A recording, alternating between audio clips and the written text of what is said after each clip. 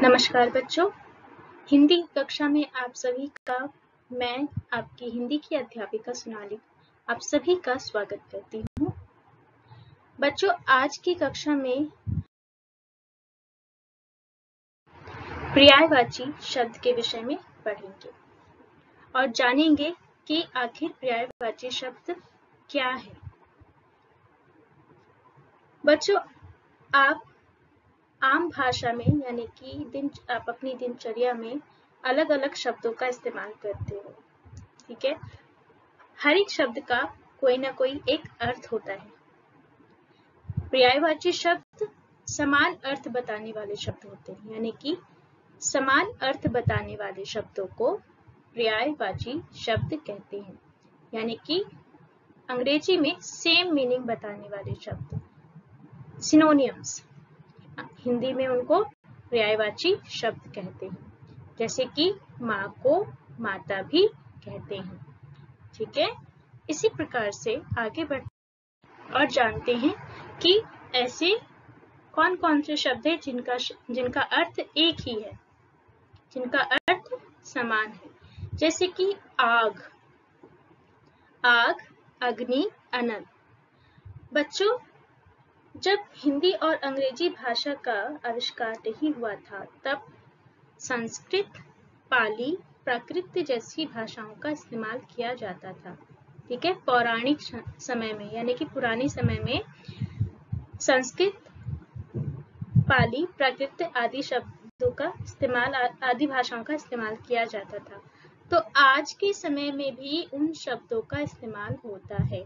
आम बोलचाल में यानी कि डेली आप जो इस्तेमाल करते हो, उनमें इन शब्दों का इस्तेमाल नहीं होता है। बहुत ही कम इन शब्दों, जो साहित्यकार हैं, जो लेखक हैं, जो कवि हैं, वे आज भी इन शब्दों का इस्तेमाल करते हैं, संस्कृत के, उर्दू के, जिनका अर्थ एक ही है, ठीक है। उन शब्दों का इस्तेमाल वो अपनी भाषा को सुंदर बनाने के लिए करते हैं। तो आग, अग्नि, अनल, ये तीन शब्द अलग अलग हैं, लेकिन इन तीनों शब्दों का अर्थ एक ही है, ठीक है। आप चित्र में देख सकते हैं, इन शब्दों का मतलब एक ही है, वह है आग। बच्चों, जब हमारे पास गैस सिलेंडर आदि नहीं थे, तब लोग आग जलाकर ही उसमें खाना बनाया करते थे।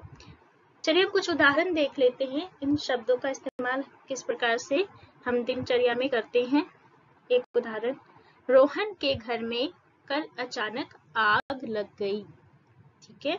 तो आग का इस्तेमाल बहुत ही प्रचलित हो गया। आग शब्द का इस्तेमाल आज के आम जिंदगी में, ठीक है, आम भाषा में इनका इस्तेमाल होता है। रोहन के घर में कल अचानक आग लग गई। पिताजी हवन की अग्नि में घी डाल रहे हैं। बच्चों, घी आप सबको पता होगा, अंग्रेजी में इसे बटर कहते हैं। बच्चों, पिताजी हवन की अग्नि में घी डाल रहे हैं। अग्नि शब्द संस्कृत शब्द है, बहुत ही पुराना शब्द है, और हवन हम पुराने समय से ही करते आ रहे हैं। तो यहाँ पर अग्नि का इस्तेमाल किया गया है। बच्चों, यहाँ पर आग का भी इस्तेमाल कर सकते थे, लेकिन भाषा को सुंदर बनाने के लिए यहाँ पर अग्नि बहुत ही सूटेबल है, यानी कि बहुत ही अच्छा प्रतीत हो रहा है यहाँ पर, सुनने में भी और पढ़ने में भी और समझने में भी। पिताजी हवन की अग्नि में घी डाल रहे हैं। राकेश पत्थरों को रगड़कर अनल उत्पन्न करने की कोशिश कर रहा है। राकेश पत्थरों को रगड़कर अनल उत्पन्न करने की कोशिश कर रहा है। बच्चों, आदि मानव, पहले के जमाने में लोग, जब आग नहीं था तो वे पत्थरों को रगड़कर आग उत्पन्न करते थे, यानी कि पत्थरों को रगड़कर उसमें से चिंगारी निकलती थी और वे उनसे आग जलाते थे, ठीक है। तो आग के लिए तीन अलग अलग शब्द हैं, हालांकि ये शब्द अलग अलग हैं, लेकिन तीनों का अर्थ एक ही है, वे हैं आग, अग्नि, अनल। बच्चों चित्र में आप देख सकते हैं ये क्या है? यह क्या है? आकाश, आसमान या फिर गगन। ये तीन अलग अलग शब्द हैं लेकिन तीनों का अर्थ एक ही है, आसमान। आज के समय में आसमान और आकाश शब्द का बहुत अधिक इस्तेमाल होता है। गगन एक पौराणिक शब्द है, पुराने समय में इसका बहुत इस्तेमाल किया जाता था। लेखक इन शब्दों का इस्तेमाल अपनी भाषा को सुंदर बनाने के लिए करते हैं। आकाश में बादल घिरे हुए हैं। बच्चों चित्र में आप देख सकते हैं ये सफेद सफेद क्या है? बादल। तो आकाश में बादल घिरे हुए हैं। आसमान में तारे टिमटिमा रहे हैं। गगन में पक्षी उड़ रहे हैं। बच्चों आज के समय में दिल्ली का पॉल्यूशन कम है, ठीक है, प्रदूषण कम है इस समय, तो आसमान में आप तारे टिमटिमाते हुए देख सकते हैं। तो तीन शब्द अलग अलग हैं, आकाश, आसमान, गगन, लेकिन तीनों का अर्थ एक ही है। नेत्र, आंख, नयन, ये तीनों अलग अलग शब्द हैं लेकिन तीनों का अर्थ एक ही है। आंख जिसका इस्तेमाल आप देखने के लिए करते हैं, आंख, नेत्र, नयन। अब इनका इस्तेमाल वाक्य करते हैं, चलिए देखते हैं। मोहन ज्यादा सोचो मत, अपनी आंखें बंद करो और सो जाओ। जब आपको नींद नहीं आती तो आपकी माता आपसे कहती है ना कि बच्चों बेटा आंखें बंद करो और सो जाओ। तो यहाँ पर मोहन को कहा जा रहा है कि मोहन ज्यादा सोचो मत, अपनी आंखें बंद करो और सो जाओ। गुस्से में रोहन के नेत्र लाल हो जाते हैं। ठीक है, आंखों की विशेषता यहाँ पर बताई गई है। तो गुस्से में रोहन के नेत्र लाल हो जाते हैं। कृष्णा के नयन बहुत ही सुंदर हैं। बच्चों नयन शब्द का भी अर्थ आँख ही है लेकिन यह भाषा को बहुत ही सुंदर बना देता है। ऐसे शब्द का इस्तेमाल अधिकतर कवि करते हैं, कवि अपनी कविताओं में करते हैं, लेखक अपने लेखन में करते हैं, ठीक है, भाषा को सुंदर बनाने के लिए। कृष्णा के नयन बहुत ही सुंदर हैं। उद्यान, बाग, बगीचा, तो तीनों का अर्थ एक ही है। अंग्रेजी में आप लोग इसे पार्क भी बोलते हो, पार्क में आप खेलने भी जाते हो, टहलने भी जाते हो, तो ये क्या है? इन सब का अर्थ एक ही है, उद्यान, बाग, बगीचा। ठीक है बच्चों, चलिए आप कुछ वाक्य देख लेते हैं कि हम इनका इस्तेमाल वाक्यों में किस प्रकार से करते हैं। जैसे कि कृष्णा और राधा उद्यान में टहल रहे हैं। ठीक है, उद्यान। बाग में रंग बिरंगे फूल खिले हैं। बच्चों फूल का उच्चारण आप ठीक से कीजिएगा क्योंकि फूल एक अंग्रेजी शब्द है जिसका आप उच्चारण हिंदी में भी एक ही तरीके से करते हो, तो आप लोग इसका उच्चारण ठीक से करोगे।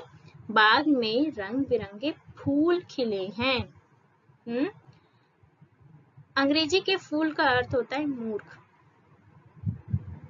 तो आपको इसका उच्चारण ठीक से करना है। बाग में रंग बिरंगे फूल खिले हैं।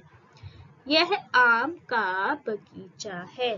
उद्यान, बाग, बगीचा ये तीन अलग अलग शब्द हैं, तीनों का अर्थ एक ही है। कमल, पंकज, नीरज।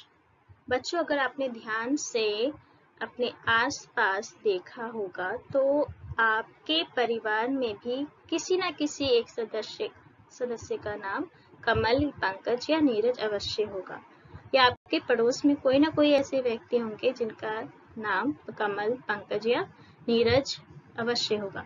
तो आज आपको इनका अर्थ समझ में आ गया होगा कि तीनों का अर्थ एक ही है। चलिए आगे।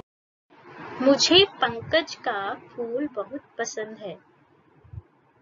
कमल हमारा राष्ट्रीय फूल है। कीचड़ में ही नीरज के फूल खिलते हैं। बच्चों पंकज, कमल, नीरज तीनों अलग अलग शब्द हैं लेकिन तीनों का अर्थ एक ही है। राष्ट्रीय फूल यानी कि नेशनल फ्लावर, कमल।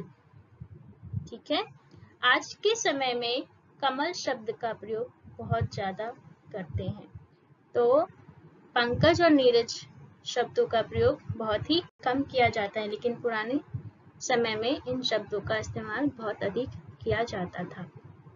ठीक है बच्चों, 3 अलग अलग शब्द हैं, पंकज, कमल, नीरज, लेकिन तीनों का अर्थ एक ही है। तो ये शब्द क्या कहलाते हैं? पर्यायवाची शब्द। चलिए आज की कक्षा में हमने क्या सीखा, दोहराते हैं। आग, अग्नि, अनल, 3 अलग अलग शब्द हैं, लेकिन तीनों का अर्थ एक ही है। आग, अग्नि, अनल। आकाश, आसमान, गगन, 3 अलग अलग शब्द, तीनों का अर्थ एक ही है। आँख, नेत्र, नयन। उद्यान, बाग, बगीचा। कमल, पंकज, नीरज। तो बच्चों, आशा करती हूँ आपको आज की कक्षा में बहुत मजा आया होगा, आप लोगों को बहुत कुछ समझ आया होगा। तो अपना ध्यान रखिए, अपने माता पिता का भी ध्यान रखिए, उनकी सहायता कीजिए। धन्यवाद।